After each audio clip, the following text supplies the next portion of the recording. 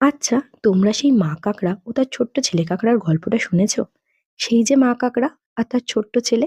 নমস্কার, আমি মৌমিতা। আজ তোমাদের একটা ছোট্ট গল্প বলবো। একদিন এক মা কাকড়া তার ছোট্ট ছেলে কাকড়াকে নিয়ে বালির ওপরে হাঁটা শেখাচ্ছিল। ছোট্ট ছেলে যতই চেষ্টা করে মায়ের আর পছন্দ হয় না। সে বলে, আমার সোনা ছেলে, তুমি কেন সোজা হাঁটতে পারছো না? কেন তুমি আড়াআড়ি হাঁটছো বারবার? ছেলে বলে, মা আমি তো তোমার মতোই হাঁটছি। মা বলে, না না না, তুমি একদম পারছো না, একদম হচ্ছে না, এসো তোমাকে আবার শিখিয়ে দিই। বলে মা তাকে নিজে হেঁটে দেখাতে লাগলো। কিন্তু তার স্বভাবগত ও দেহগত বৈশিষ্ট্যের জন্য সেও ঠিক বাঁকা এবং আড়াআড়ি ভাবেই হাঁটতে লাগলো।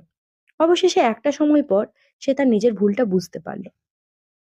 এই গল্পটার মা কাঁকড়ার মতো আমাদের চারপাশেও এমন অনেক মানুষ ছড়িয়ে ছিটিয়ে আছে, যারা অনবরত নিজের খামতিগুলো ভুলে গিয়ে অন্যের খুঁত ধরতে চায়, অন্যকে ঠিক করতে চায়।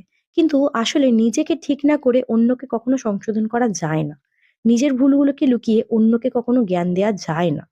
আসলে জীবনকে সুস্থ এবং সুন্দর করতে গেলে অন্যের ভুল ধরার চেয়ে নিজেকে সংশোধন করা অনেক বেশি প্রয়োজন, এবং অন্যের কথায় প্রভাবিত হওয়ার থেকেও নিজের প্রতি মন দেওয়াটা অনেক বেশি জরুরি। তো অবশ্যই জানিও আমার এই ছোট্ট গল্পটা তোমাদের কেমন লাগলো, আর আমার এই তথ্যসূচির কাজটা তোমাদের কেমন লাগলো। এটা আমি বানিয়েছিলাম আমার ক্লায়েন্টের জন্য। তো চলো দেখা হচ্ছে নেক্সট ভিডিওতে। টিল দেন পাশে থেকো।